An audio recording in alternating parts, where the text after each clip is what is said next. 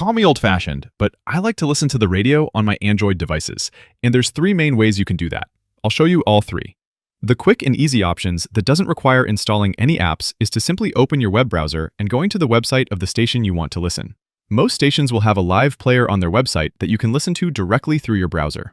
If you regularly listen to radio, you're usually better off by downloading an app for it.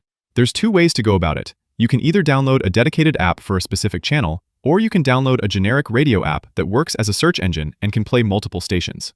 To download an app, you'll go to the Play Store, use the search function, and look up the app you want to download. I can, for example, download an app for NPR from the Play Store and then open the app directly from here, or I can navigate to my app drawer where the app will be available. Listening through an app is usually a more optimized experience compared to doing it through your web browser. When you download an app, you'll often get better stability, less connection issues with the playback, and potentially some extra features.